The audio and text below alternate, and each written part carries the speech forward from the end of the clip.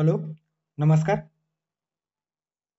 The MPSC classmate या YouTube चॅनलवर तुम्हा सर्वांचं स्वागत आहे. MPSC डेली PYQ डोज ही जी काही सिरीज आपण बघत आहोत, या सिरीज अंतर्गत दररोज आपण या ठिकाणी आयोगाने आतापर्यंत झालेल्या वेगवेगळ्या परीक्षांमध्ये जे काही प्रश्न विचारलेले आहेत, सो आपण डेली बेसिसवर रोज 10 PYQs डिस्कस करतो आहोत. ओके, सो विषय निहाय पर डे पर सब्जेक्ट या पद्धतीने ही जी काही सिरीज आहे ते आपण सुरू केलेलं आहे. एकंदरीतच येणारी जी काही राज्यसेवा पूर्व परीक्षा असेल किंवा कंबाईन पूर्व परीक्षा असेल, त्या अनुषंगाने म्हणून जी काही रिव्हिजन सिरीज आहे, रिव्हिजन व्हावं, एकंदरीत प्रश्न विचारण्याचा जो काही पॅटर्न आहे तो पॅटर्न लक्षात यावा आणि सोबतच प्रश्नांच्या माध्यमातून आपली जी काही अभ्यासाची जी रिव्हिजन आहे ते व्हावी, या दृष्टीने आपण हे जी काही सिरीज आहे ते सुरू केलेलं आहे. ओके, सो साधारणतः 90 दिवसाचा प्लॅन ठेवून आपण हे जे काही सिरीज आहे ते सुरू ठेवलेलं होतं, एकंदरीत सुरू केलेलं होतं. आणि आता साधारणतः एक एक 89 दिवस, ओके, म्हणजे या लेक्चर नंतर 89 दिवस पूर्ण होणार आहेत. म्हणजे जवळपास ऑलमोस्ट आपण आपल्या या इनिशिएटिव्हला कम्प्लीट करणार आहोत. ओके, सो या लेक्चरमध्ये आपण राज्यशास्त्र या विषयाअंतर्गत प्रश्नांची 10वी सिरीज या ठिकाणी बघणार आहोत. आता 10वी सिरीज म्हणजे काय, तर राज्यशास्त्र या विषयाअंतर्गत याआधी आपण 15 ते 16 जे काही 16 सिरीज आपण डिस्कस केलेले आहे, त्यामध्ये 10वा जो काही प्रश्न आपण 10 नंबरची जे सिरीजमध्ये आपण जे काही टेलिग्रामवर जे आपण क्विज बॅच लॉन्च केलेले होते, त्याच्यामध्ये हे प्रश्न पोस्ट केलेले होते, ते ऍक्च्युअलमध्ये आपण डिस्कस करायला होतो. ओके, सो ते डिस्कस करायचं राहिलेलं होतं, त्यामुळे आपण ते जे काही प्रश्न आहेत त्या ठिकाणी डिस्कस करणार आहोत. ओके, सो थेट लेक्चरला सुरू करूयात. आता पहिला जो प्रश्न या ठिकाणी विचारण्यात आलेला आहे तो एकंदरीतच भारताच्या राष्ट्रपतीची निवडणूक जी काही पद्धत आहे त्या पद्धती संदर्भाने भारतीय राज्यघटनेमध्ये जर घटनादुरुस्ती पद्धतीने बदल करायचे असेल, सो कुठल्या पद्धतीने या निवडणूक पद्धतीमध्ये बदल करता येतो, अशा पद्धतीचा एकंदरीत प्रश्न आहे. ओके, सो या ठिकाणी प्रश्नात विचारले गेलेले आहे की भारताच्या राष्ट्रपतींची निवडणूक पद्धत राज्यघटनेत घटनादुरुस्तीद्वारे बदलता येऊ शकतो.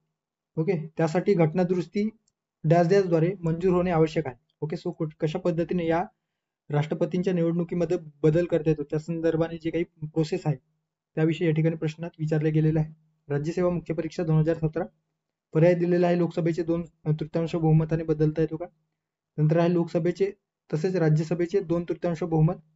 नंतर आहे लोकसभा आणि राज्यसभा या दोन्हींचे 2/3 बहुमत. ओके, आणि किमान निम्म्या घटक राज्यांच्या मान्यतेने यामध्ये बदल करता येतो का. आणि चौथा पर्याय दिलेला आहे लोकसभा आणि राज्यसभा या दोघांच्या साध्या बहुमताने आणि किमान निम्म्या घटक राज्यांच्या मान्यतेने बदल करता येतो. ओके, सो एकंदरीतच घटनादुरुस्तीवर आधारित असा एकंदरीत प्रश्न आपल्याला दिसून येतो. आता आपण जे काही राज्यसेवा पूर्व परीक्षा किंवा कंबाईन पूर्व परीक्षेसाठी जे काही आपल्या युट्यूब चॅनलवर प्लेलिस्ट बनवलेली आहे, ज्यामध्ये आपण अर्थशास्त्र अंतर्गत काही लेक्चर त्या ठिकाणी जे महत्वाचे ऑलमोस्ट 70 to 80% जे आयोग प्रश्न विचारतो त्यावर आपण प्रश्न जे काही लेक्चर आहे ते आपण तयार केलेलं आहे. ओके, सो ते जाऊन नक्की बघा.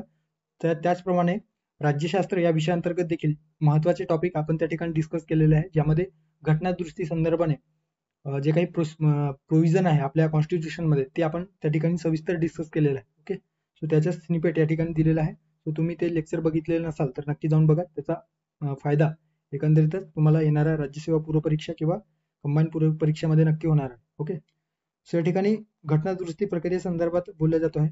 ओके, सो घटनादुरुस्ती प्रक्रियेमध्ये आपल्याला जे काही घटनादुरुस्तीची प्रक्रिया आहे भारतीय संविधानामध्ये ती कशा पद्धतीने होतो, सो त्या आपण या ठिकाणी थोडक्यात बघणार आहोत. ओके, सो भारतीय राज्यघटनेचा भाग 20, ओके, सो भाग 20 आणि कलम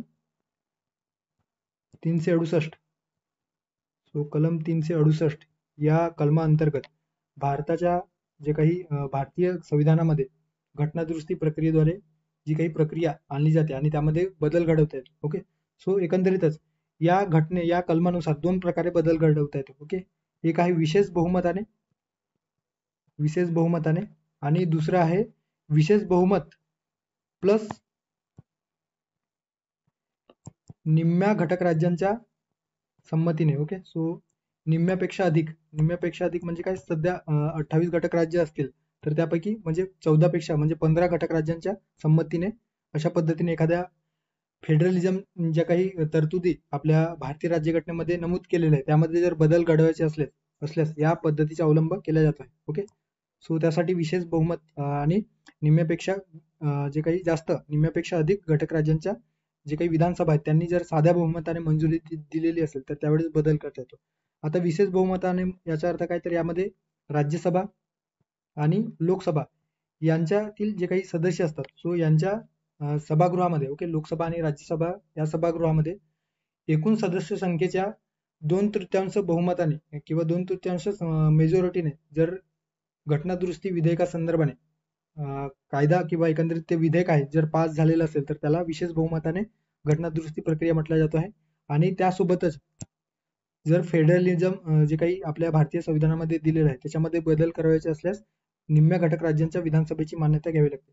आणि जे काही इतर तरतुदी आहेत जे साध्या बहुमताने, ओके, साधारण घटनादुरुस्ती म्हणून ओळखला जातो, ते या 368 अंतर्गत येत नाही. ओके, सो कलम 368 अंतर्गत फक्त दोनच प्रकारे घटनादुरुस्ती करता येतो, विशेष बहुमताने आणि विशेष बहुमत प्लस निम्म्या घटक राज्यांच्या मान्यतेने किंवा संमतीने. ओके, अशा पद्धतीने घटनादुरुस्ती संदर्भाने आपल्याला जे काही रिव्हिजन आहे ते करणे अपेक्षित आहे. सो आता जे काही या ठिकाणी राष्ट्रपतीची जी निवडणुकी पद्धतीमध्ये जर बदल घडवायचे असल्यास आपल्याला दोन्ही सभागृहांच्या विशेष बहुमताने आणि निम्म्या घटक राज्यांच्या संमतीने बदल करावाच लागतो. ओके, सो या ठिकाणी विशेष बहुमताने आणि निम्म्या राज्यांच्या संमतीने त्या संदर्भात दिलेलं आहे. सो तुम्ही बघू शकता राज्यघटनेतील ज्या तरतुदी राज्यव्यवस्थेच्या संघराज्य रचनेशी जर निगडीत असेल सो अशा वेळेस संसदेच्या विशेष बहुमताने आणि निम्म्या राज्य विधिमंडळाच्या संमतीने त्यामध्ये बदल घडून येतो. ओके, सो हे जे काही विधानसभा आहे निम्म्या राज्यांच्या त्या विधानसभेमध्ये साध्या बहुमताने त्यामध्ये बदल किंवा त्या साध्या बहुमताने त्या विधेयकावर एकंदरीतच संमती दिली जाते. ओके, सो आता या ठिकाणी राज्यांनी विधेयकाला किती कालावधीत संमती द्यावा या संदर्भात संविधानामध्ये कालमर्यादा नाही. ओके, सो यावर आयोगाने प्रश्न विचारलेला आहे, त्यामुळे हे देखील लक्षात ठेवा. एखादा विधेयक जर संघराज्य संरचनेशी असेल आणि ते राज्यांच्या विधिमंडळामध्ये त्या राज्यांकडून संमती व्हावण्यास पाठवले गेलेले असेल तर अशा वेळेस ते त्या विधेयकावर किती कालमर्यादेमध्ये निर्णय घ्यावा किंवा किती कालमर्यादेमध्ये त्या विधेयकाला संमती द्यावी किंवा देऊ नये अशा पद्धतीची तरतूद भारतीय संविधानामध्ये केलेली नाही. ओके, आता कुठल्या तरतुदी आहेत ज्यामध्ये विशेष बहुमताने सोबतच निम्म्यापेक्षा अधिक राज्यांच्या घटक राज्यांच्या संमतीने बदल करता येतो, तर एक आहे राष्ट्रपतीची निवड आणि पद्धत, त्यानंतर आहे केंद्र व राज्य यांच्यात कार्यकारी अधिकार सोबतच कायदेविषयक अधिकारांचे वाटप या संदर्भाने बदल करायचे असल्यास त्यामध्ये आपल्याला या पद्धतीचा अवलंब करून बदल करता येतो. त्यानंतर आहे वस्तू व सेवा कर परिषद संदर्भाने जीएसटी संदर्भाने आपल्याला बदल करायचे झाल्यास ते देखील या पद्धतीने बदल करता येतो. सर्वोच्च न्यायालय आणि उच्च न्यायालयाच्या अधिकार क्षेत्रामध्ये जर फेरफार करायचे असल्यास बदल करायचे असल्यास या पद्धतीने करता येतो. 7वी अनुसूची त्यामध्ये केंद्र सूची, राज्य सूची आणि समवर्ती सूचीचा समावेश आहे, त्यामध्ये देखील बदल करायचे झाले या विशेष बहुमताने आणि निम्म्यापेक्षा अधिक घटक राज्यांच्या संमतीने बदल करता येतो. त्यानंतर आहे संसदेत राज्यांच्या प्रतिनिधित्व संदर्भाने आणि एकंदरीतच राज्यघटनेमध्ये बदल करायचे झाल्यास, ओके, राज्यघटनेची जी काही प्रक्रिया आहे त्याच्यामध्ये बदल करायचे झाल्यास, ओके, जे कलम 368 मध्ये मेन्शन केलेलं आहे तर त्यामध्ये देखील या विशेष बहुमताने आणि निम्म्या घटक राज्यांच्या संमतीने बदल करता येतो. ओके, सो या ठिकाणी तेच प्रश्नात विचारले गेलेलं होतं की भारताच्या राष्ट्रपतींची निवडणूक पद्धतीमध्ये बदल करण्यासाठी कुठली पद्धत अवलंबली जाते, तर लोकसभा आणि राज्यसभा या दोन्ही सभागृहामध्ये 2/3 बहुमताने अर्थात विशेष बहुमताने आणि किमान निम्म्यापेक्षा अधिक घटक राज्यांच्या संमतीने त्यामध्ये बदल करता येतो. सो पर्याय क्रमांक 3 या प्रश्नाचं योग्य पर्याय असणार आहे. ओके, सो लेक्चर थोडा लेंदी होत असेल तर आय वुड से की 1.5च्या स्पीडने तुम्ही हे लेक्चर बघू शकता. ओके, सो दुसरा प्रश्न या ठिकाणी विचारण्यात आलेला आहे आणि हे जे काही प्रश्न आहेत एकंदरीतच एएसओ मुख्य परीक्षा 2016 मध्ये विचारण्यात आलेला प्रश्न. न्यायमूर्ती फाजल अली राज्य पुनर्रचना आयोगाचे अध्यक्ष होते का? अ स्टेटमेंट दिलेलं आहे. ब स्टेटमेंट मध्ये दिलेलं आहे की 1987 साली मिझोराम, अरुणाचल प्रदेश, गोवा ही राज्य भारतीय संघराज्यातील अनुक्रमे 23, 24 व 25वे राज्य म्हणून अस्तित्वात आले. सो कुठलं स्टेटमेंट या ठिकाणी योग्य असणार आहे?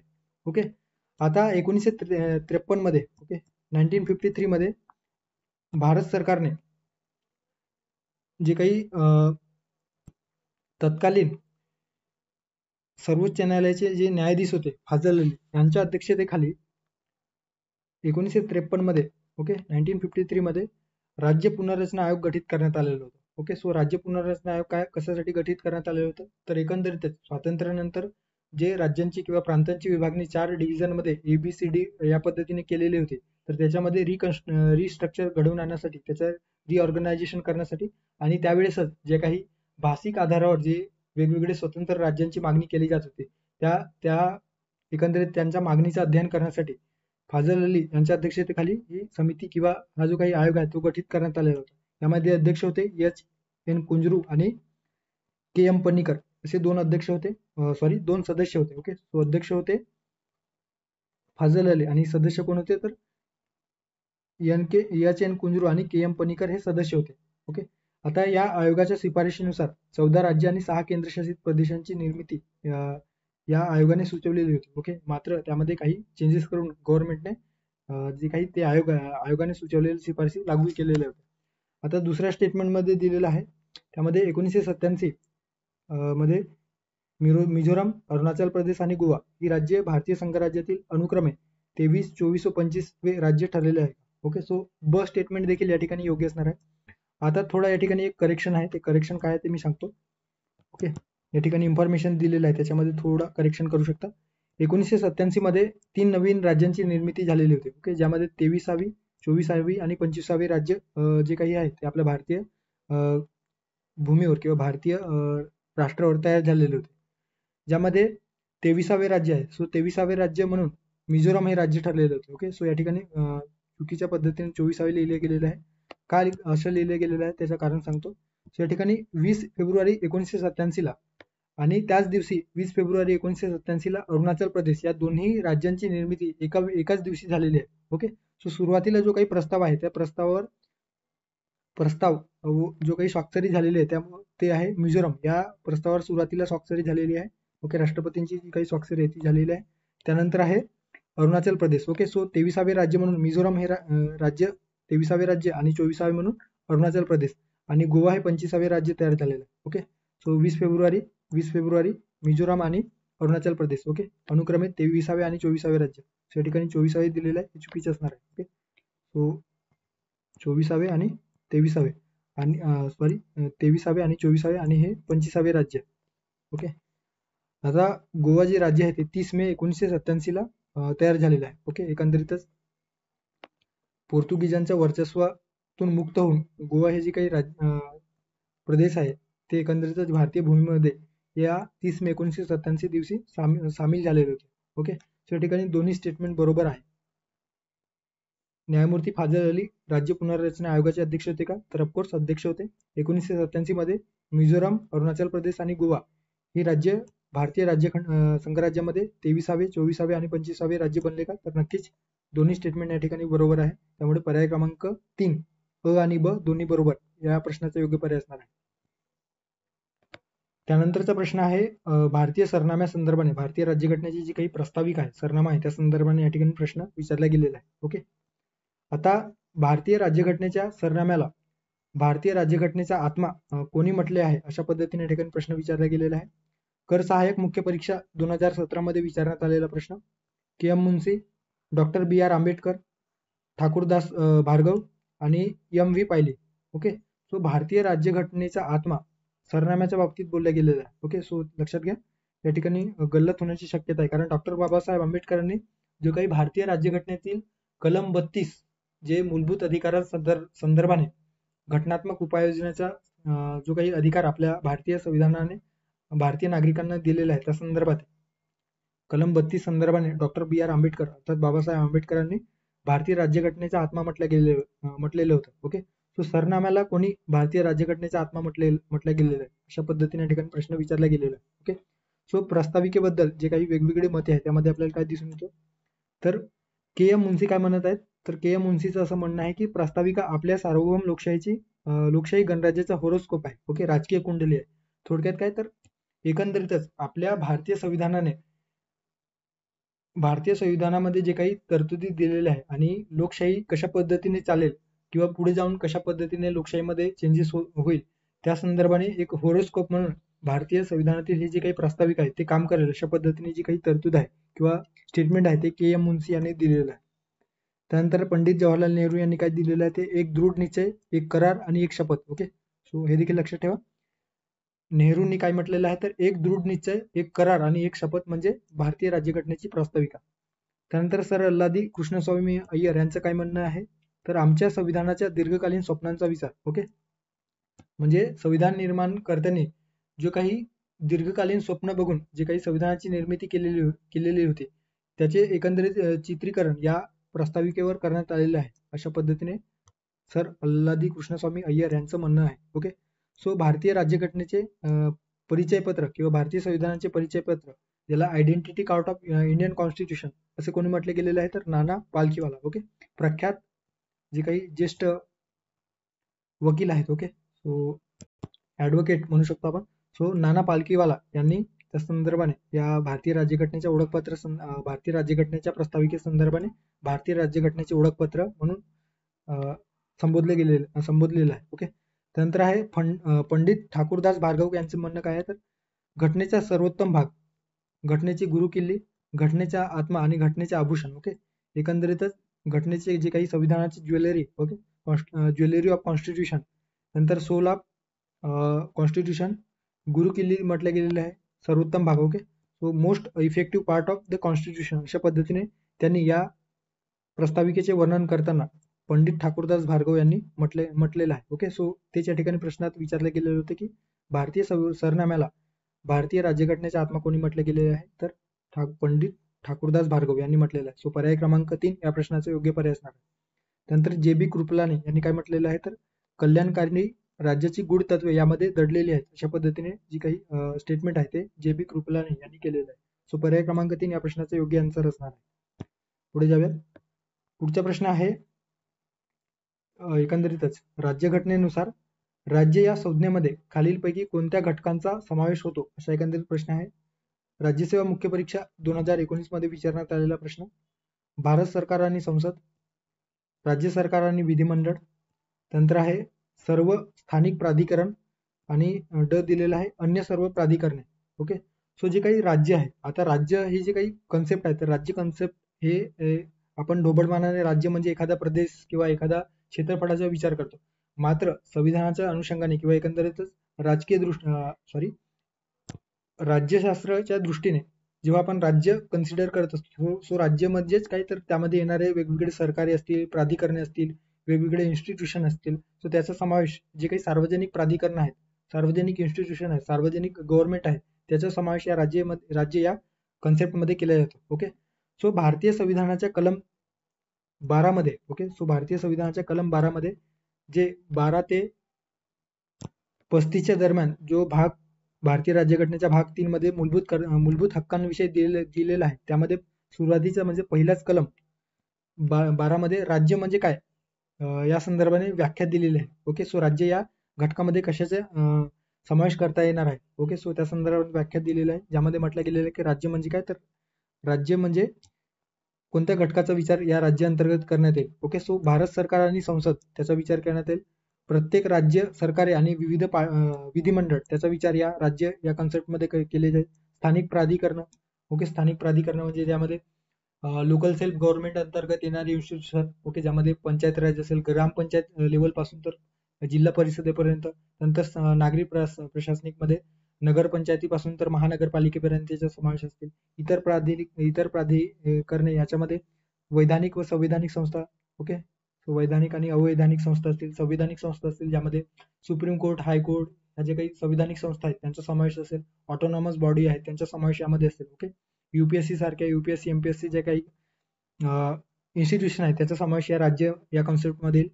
वीज मंडळे असतील, सार्वजनिक राष्ट्रीयकृत बँका असतील, विद्यापीठे असतील, ज्यामध्ये थोडक्यात काय तर जे काही गव्हर्नमेंट एखाद्या इन्स्टिट्यूशनला अनुदान देत आहे किंवा गव्हर्नमेंटच्या माध्यमातून जे इन्स्टिट्यूशन चालत आहे त्याचा समावेश या राज्य या कन्सेप्ट मध्ये केले जाईल. अशा पद्धतीचे जे काही तरतूद आहे ते भारतीय राज्यघटनेच्या कलम 12 मध्ये नमूद केलेलं आहे. ओके, सो तेच या ठिकाणी विचारण्यात आलेलं होतं की राज्य म्हणजे काय किंवा राज्य या संज्ञेमध्ये कशाचा समावेश होता, तर भारत सरकार आणि संसदेचा समावेश होतो. तर नक्कीच या ठिकाणी आपल्याला दिसून येतो आहे.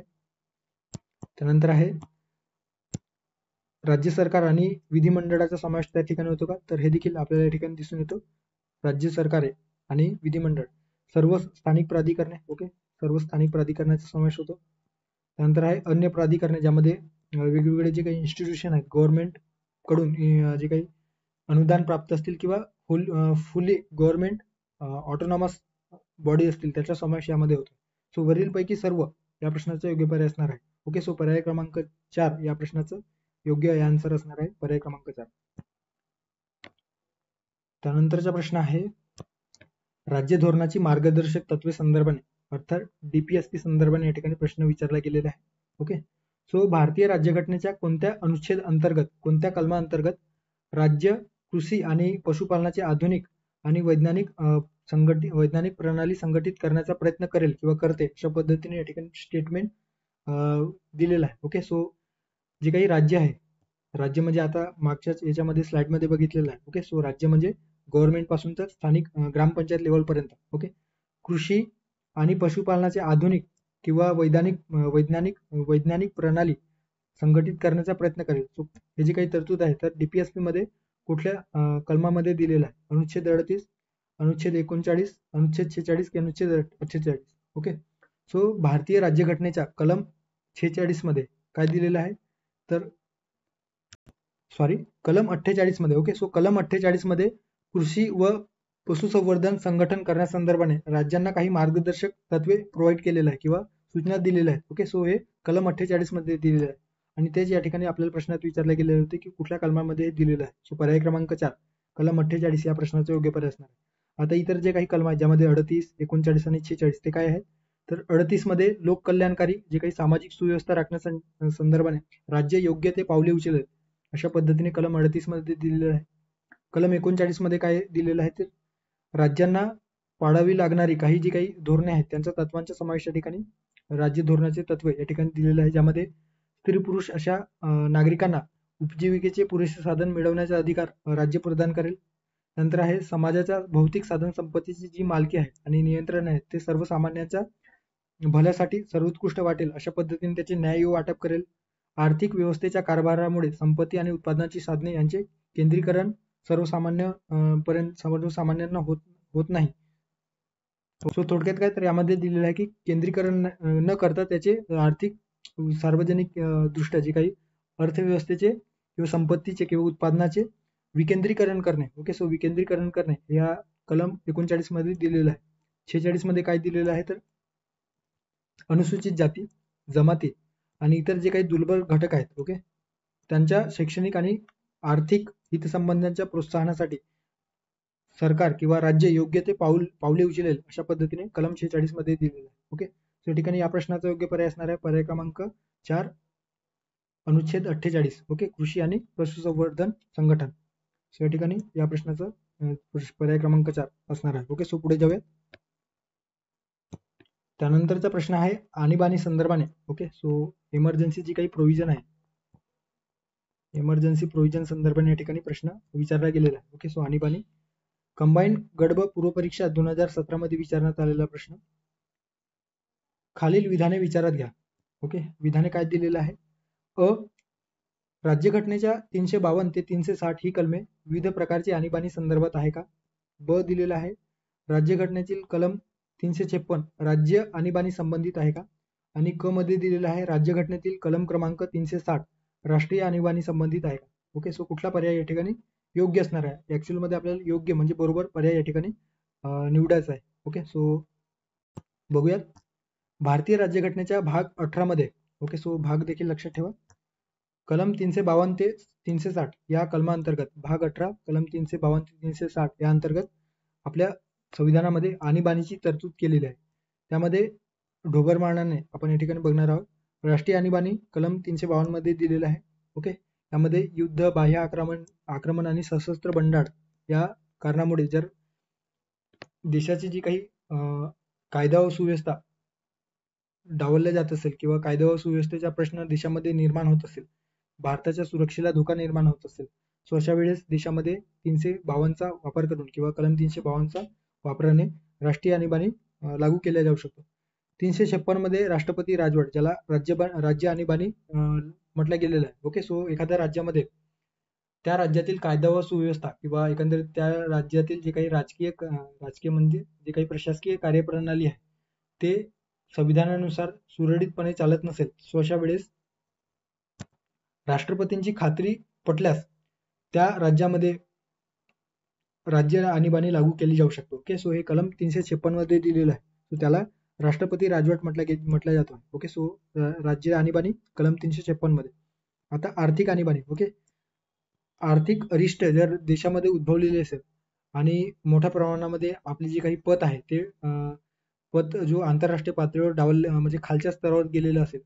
ओके, देशामध्ये आर्थिक क्रायसिस असेल सो अशा वेळेस 360चा या कलमाचा वापर करून देशामध्ये आर्थिक आणीबाणी लागू केली जाऊ शकतो. ओके, अद्याप तरी आतापर्यंत एकदाही या आर्थिक आणीबाणीचा अवलंब करण्यात आलेला नाही. ओके, हावेवर 1991 मध्ये अशी सिच्युएशन तयार झालेली होती ज्यामध्ये आपली जी काही आर्थिक पत आहे ते धोक्यात आलेलं होतं. इकॉनॉमिक क्रायसिस आलेलं होतं. मात्र त्यावेळेचं जे काही गव्हर्नमेंट आहे त्यांनी अतिशय योग्य पद्धतीने जी काही इनिशिएटिव्हच्या माध्यमातून किंवा आर्थिक सुधारणा जे धोरण राबवले त्यातून आपल्या जे काही अर्थव्यवस्थेला बाहेर काढण्याचे कार्य त्यांनी केले होते. ओके, सो यामध्ये डॉक्टर मनमोहन सिंग अतिशय प्रख्यात अर्थतज्ञ म्हणून आपण त्यांच्याकडे बघतो आहोत. ओके, सो कलम 360चा वापर करून या आर्थिक आणीबाणी लागू केली जाऊ शकते. ओके, आता प्रश्नात आपल्याला काय दिलेलं होतं तर राज्यघटनेच्या 352 ते 360 ही कलमे विविध प्रकारच्या आणीबाणी संदर्भात आहे का, तर नक्कीच ब स्टेटमेंट या ठिकाणी बरोबर असणार आहे.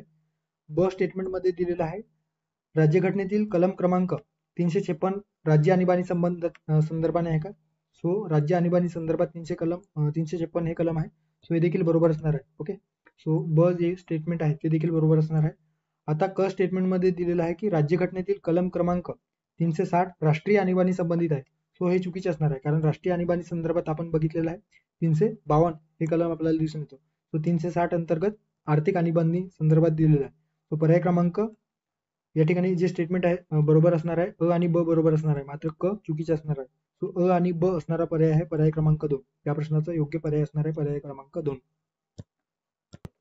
त्यानंतरचा प्रश्न आहे पंचायत राज संस्था किंवा एकंदरीतच 73वी आणि 74वी घटना दुरुस्ती आपल्या संविधानामध्ये करण्यात आलेली होती आणि त्या अंतर्गत पंचायत राज इन्स्टिट्यूशन या संस्थांना घटनात्मक दर्जा प्राप्त झालेला होता. त्या संदर्भाने या ठिकाणी प्रश्न विचारला गेलेला आहे. सो 73व्या घटना दुरुस्ती कायद्याने ओके, सो 73व्या घटना दुरुस्ती कायद्याचे खालीलपैकी कोणती तरतूद ऐच्छिक आहे. ऐच्छिक. ओके, सो ऐच्छिक म्हणजे काय तर व्हॉलंटरी. सो व्हॉलंटरी आणि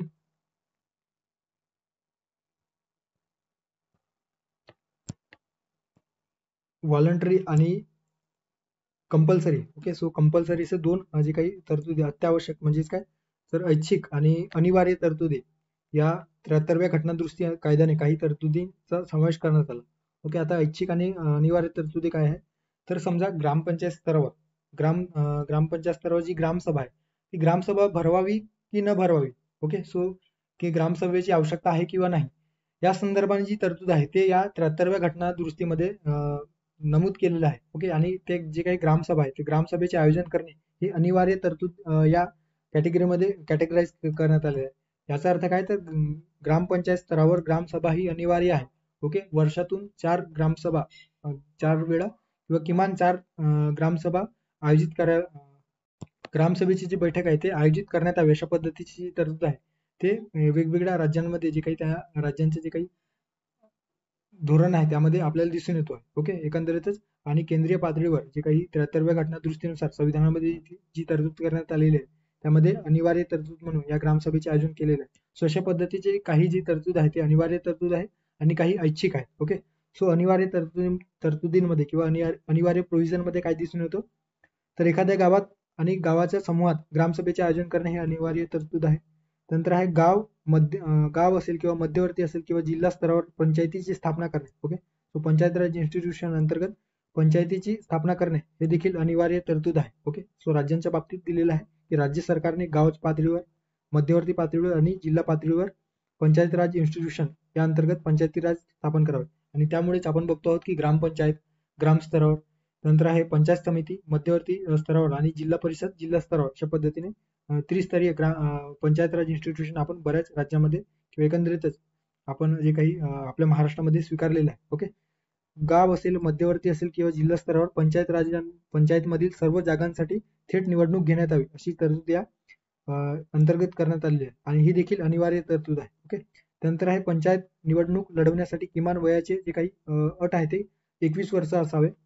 पंचायतींमध्ये अनुसूचित जाती, अनुसूचित जमाती तिन्ही पातळ्यांवर जे काही जागा आहे ते सदस्य अथवा सभापतींसाठी राखीव ठेवणे. ओके, अर्थात आपण बघतो की सरपंचासाठी किंवा जे काही सभापती असतील तर त्यांच्यासाठी जर कुठल्या वर्षी अर्थात त्या वर्षी जर आरक्षण असेल एखाद्या पर्टिक्युलर कॅटेगरीला तर तो जो काही पद आहे ते त्यांच्यासाठी राखीव ठेवला जातो. ओके, सो ते देखील या ठिकाणी अनिवार्य तरतूद म्हणून समावेश केलेला आहे. त्यानंतर आहे पंचायत राजमध्ये. ओके, सो पंचायतींमध्ये तीनही पातळ्यांवर महिलांना 1/3 हे जे काही तरतूद आहे. ओके, सो महिलांच्या आरक्षणासंदर्भाने या ठिकाणी तरतूद हे देखील अनिवार्य तरतूद म्हणून या 73व्या घटना दुरुस्ती अंतर्गत करण्यात आलेलं आहे. ओके, सो आपण बघतो आहोत की महाराष्ट्रामध्ये पंचायत राज इन्स्टिट्यूशनमध्ये महिलांचा जो काही आरक्षणाचा जो प्रमाण आहे तो 50% करण्यात आलेला आहे. ओके, सो एखाद्या ग्रामपंचायतमध्ये 10 सदस्यांची कॅपॅसिटी त्या ग्रामपंचायतमध्ये असेल तर 5 सदस्य हे महिला या कॅटेगरीमधून निवडले जातात. ओके, नंतर आहे पंचायतींच्या निवडणूक घेण्यासाठी राज्य निवडणूक आयोगाची स्थापना करणे.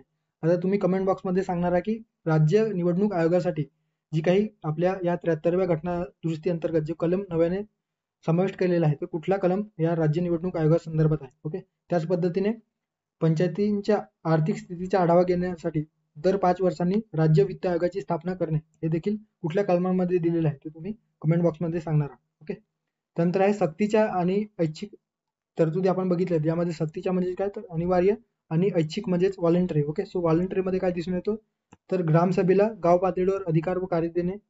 नंतर आहे पंचायतींना स्वराज्य संस्था म्हणून काम करण्यास सक्षम करण्यासाठी अधिकार देणे. ओके, थोडक्यात काय तर त्यांना स्वायत्तता प्रदान करणे हे ऐच्छिक तरतूद म्हणून या ठिकाणी या तरतुदीचा समावेश किंवा या प्रोव्हिजनचा समावेश करण्यात आलेला आहे. ओके, सो जे काही पंचायती इन्स्टिट्यूशन आहेत त्यांना त्यांचा कार्यभार किंवा कारभार पार पाडण्यासाठी प्रशासकीय कारभार असेल किंवा एकंदरीतच राजकीय कारभार असेल सो त्यासाठी त्यांना ऑटोनॉमस पद्धतीने ते काम करतील ही जी काही तरतूद आहे तर ते ऐच्छिक आहे. ओके, संसद दोन्ही सभागृहाचे. ओके, संसद म्हणजे काय तर दोन्ही सभागृहे, राज्य विधिमंडळातील दोन्ही सभागृहे यातील जे काही सदस्य आहेत त्या सदस्यांना त्यांच्या मतदारसंघातील विविध पातळ्यांवर पंचायतींमध्ये प्रतिनिधित्व देणे हे देखील ऐच्छिक तरतूद आहे. आयदर ते देऊ शकतात किंवा देऊ शकत नाही. ओके, पंचायतींमध्ये मागासवर्गीयांसाठी कोणत्याही स्तरावर जागांचे आरक्षण. ओके, जे काही ओबीसी इतर बॅकवर्ड क्लासेस आहेत किंवा जे इतर कॅटेगरीचे जे आहे ओके SC ST वगळता त्यांसाठी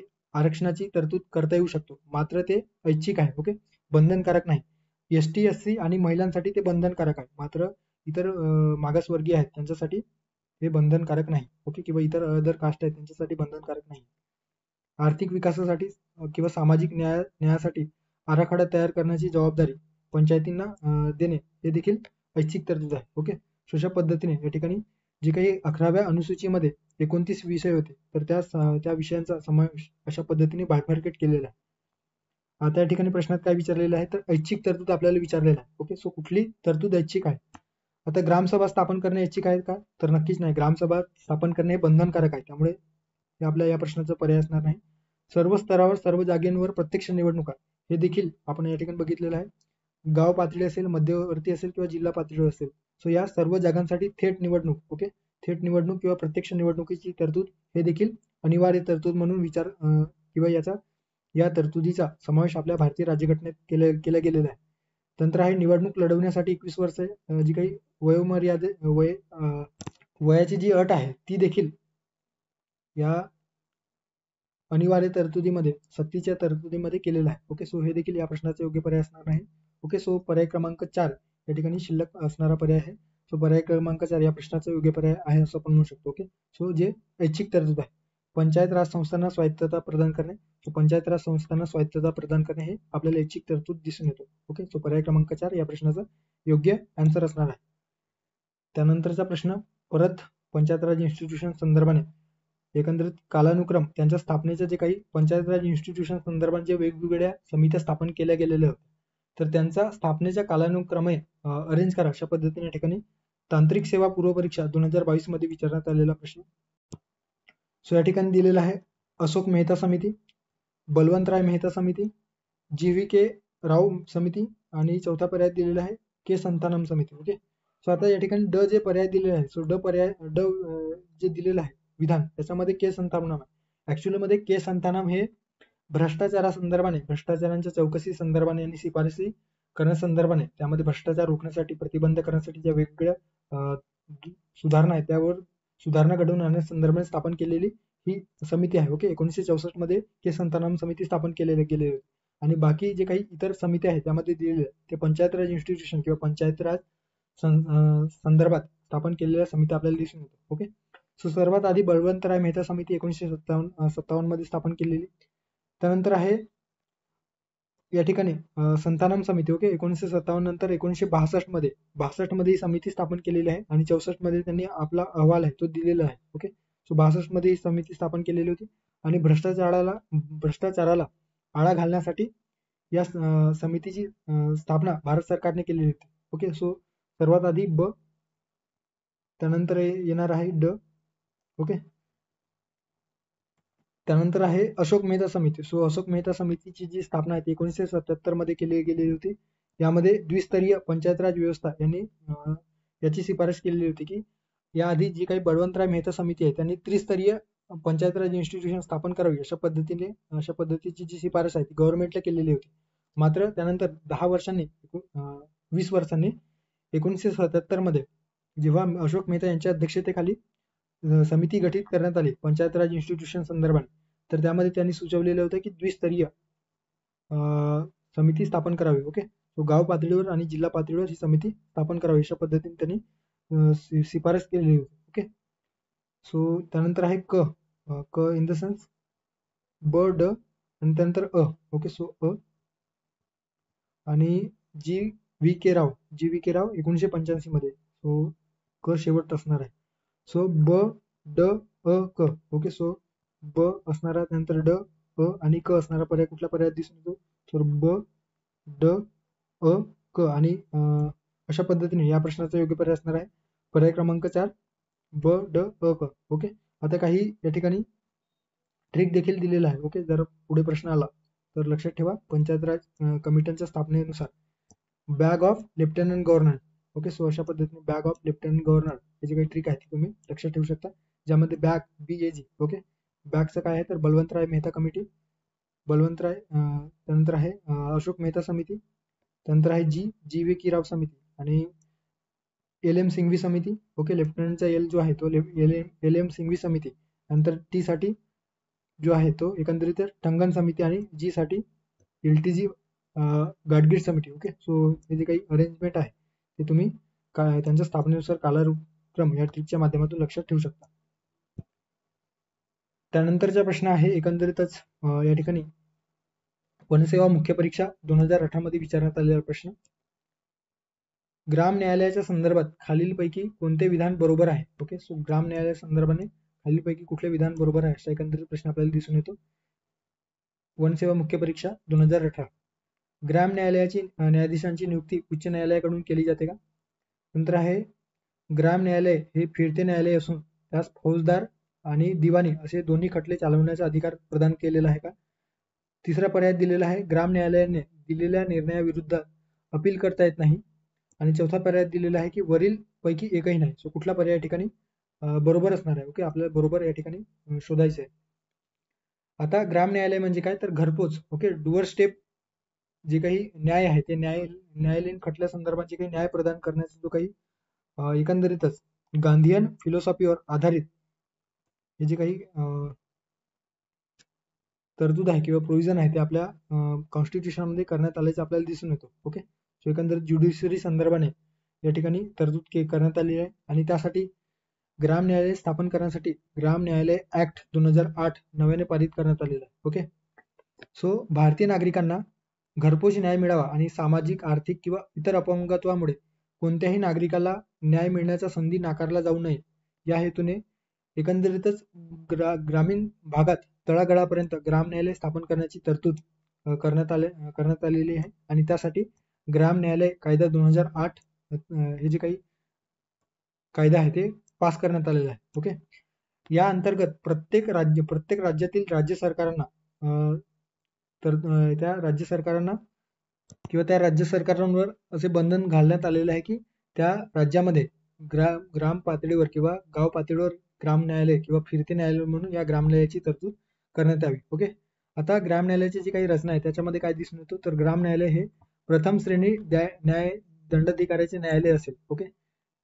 यासोबतच जे काही पीठासीन अधिकारी असतील त्या ग्राम न्यायालय अंतर्गत जे काही जज म्हणून जे कार्य करेल ते राज्य सरकार नियुक्त करेल. ओके. सो त्यांची नियुक्ती कोण करेल, तर राज्य सरकार करेल. ओके. त्या ठिकाणी उच्च न्यायालयाकडे नियुक्ती केली जातो, ही जी काही तरतूद आहे ती चुकीची आहे. सो राज्य सरकार करत असतात आणि ते न्यायाधिकारी दर्जाचे असतात. एकंदरीतच प्रथम श्रेणी न्याय दंडाधिकारी या दर्जाचे ते अधिकारी असतात. त्यानंतर आहे कोणत्याही जिल्ह्यात मध्यवर्ती स्तरावर प्रत्येक ग्रामपंचायतीसाठी आणि मध्यवर्ती स्तरावर संलग्न पंचायतीसाठी पंचायत राज गटासाठी.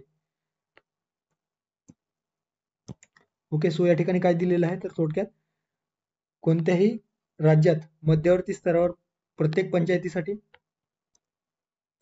ऍक्च्युअल मध्ये मध्यवर्ती स्तरावर नाही तर या ठिकाणी ग्रामीण स्तरावर पाहिजे होतं. ओके. सो ग्रामीण स्तरावर पंचायतीसाठी, मध्यवर्ती स्तरावर जे काही जिल्हा परिषद आहेत त्यासाठी आणि उच्च स्तरावर राज्यात जे काही एकंदरीत ग्राम न्यायालय आहे ते ग्राम न्यायालय स्थापन करणे. ओके. थोडक्यात काय, तर ग्राम पातळीवरून जसे आपण वरच्या लेवलला जातो तर त्या प्रत्येक लेवलला ग्राम न्यायालय या ग्राम न्यायालयाची तरतूद असायला हवी. ओके. अशा पद्धतीची तरतूद या अंतर्गत करण्यात आलेली आहे. ओके. सो या ऍक्ट अंतर्गत ती तरतूद करण्यात आलेली आहे. ग्राम न्यायालय जे असतात ते एक फिरते न्यायालय म्हणून काम करत असतात आणि त्यांना फौजदारी आणि दिवाणी या दोन्ही खटला चालवण्याचा अधिकार मिळतो आहे. ओके. एकंदरीतच फौजदारी आणि दिवाणी हे दोन्ही प्रकारचे खटले ते चालवू शकतात. ओके. त्या संदर्भाने न्याय निवाडा देऊ शकतात. फौजदारी खटल्यांमधील जे काही अपील आहे ते सत्र न्यायालयात. ओके. सत्र आणि जिल्हा न्यायालय एकत्र किंवा एकच न्यायालय असतो. ओके. सो लक्षात घ्या, या ठिकाणी आपली जी काही गल्लत आहे ते होऊ शकतो. सत्र न्यायालय आणि जिल्हा न्यायालय वेगवेगळे आहेत का, तर नाही. जेव्हा एखादा न्यायालय जिल्हा स्तरावर जो न्यायालय असतो, सो त्या न्यायालयामध्ये जर दिवाणी संदर्भात जेव्हा खटला सुरू असेल तर त्याला जिल्हा न्यायालय म्हणून संबोधला जातो आणि एखादा फौजदारी संदर्भाने जेव्हा त्या न्यायालयामध्ये खटला सुरू असतो तर त्याला फौजदारी न्यायालय म्हणून किंवा सत्र न्यायालय म्हणून संबोधले जातो. ओके. सो फौजदारी खटल्यांमध्ये अपील सत्र न्यायालयात आणि दिवाणी खटल्या संदर्भात जे काही अपील आहे ते जिल्हा न्यायालयात करता येतो. अर्थात काय, तर अपील करता येतो. आता या ठिकाणी आपल्याला जे काही प्रश्नात विचारलं गेलेलं आहे आणि त्याच्या पर्यायामध्ये काय दिलेलं आहे, तर नियुक्त कोणाद्वारे केला जातो, तर राज्य सरकारद्वारे. त्यामुळे अ स्टेटमेंट चुकीचं आहे. फौजदारी आणि दिवाणी हे दोन्ही प्रकारचे खटले चालवू शकतात का, सो ब या ठिकाणी किंवा पर्याय क्रमांक 2 योग्य असणार आहे. ग्राम न्यायालयाने दिलेल्या निर्णयाविरुद्ध अपील करता येत नाही, चुकीचं आहे. अपील करता येतो. ओके. फौजदारी संदर्भात सत्र जिल्हा न्यायालयामध्ये आणि दिवाणी संदर्भाने अपील करायचे असल्यास तर जिल्हा न्यायालयामध्ये आपण करतो आणि वरीलपैकी एकही नाही. सो या ठिकाणी योग्य पर्याय असणार आहे पर्याय क्रमांक 2. ओके. पुढे जाऊयात. पुढचा प्रश्न आहे, लोकसभेचे जे काही संयुक्त बैठक आहे त्या संयुक्त बैठक एकंदरीतच मी लोकसभेचे म्हटलं. सो संसदेचे जे काही संयुक्त बैठक आहे त्या संयुक्त बैठकीची जी तरतूद आहे त्या संदर्भाने या ठिकाणी राज्यसेवा पूर्व परीक्षा 2016 मध्ये विचारण्यात आलेला प्रश्न. जर लोकसभेचे सभापती आणि उपसभापती दोघेही उपस्थित नसतील, ओके, जर लोकसभेचे सभापती आणि उपसभापती दोघेही उपस्थित नसतील तर संसदेच्या संयुक्त बैठकीची किंवा संयुक्त बैठकीच्या अध्यक्षस्थानी कोण असतात, अशा पद्धतीचा प्रश्न राज्यसेवा पूर्व परीक्षा 2016 मध्ये विचारण्यात आलेला आहे. राज्यसभेचे अध्यक्ष, राज्यसभेचे उपाध्यक्ष, लोकसभेचे सर्वात ज्येष्ठ सभासद की राष्ट्रपतींकडून नामनिर्देशित सभासद. ओके.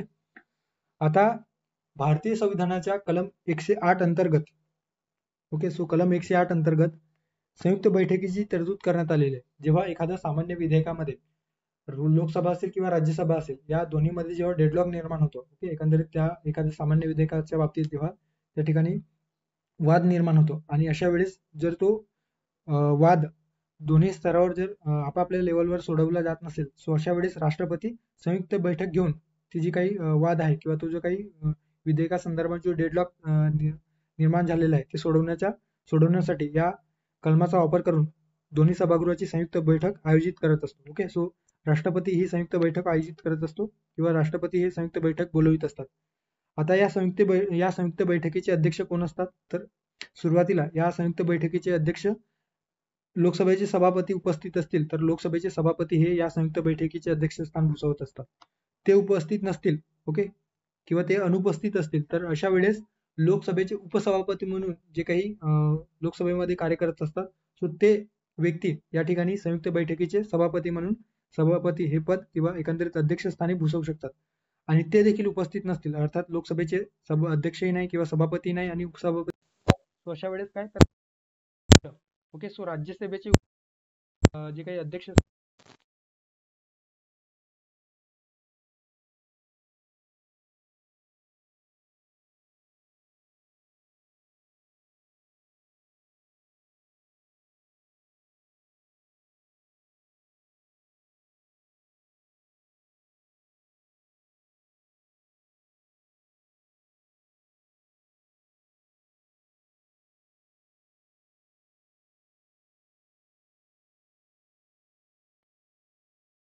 म्हणजे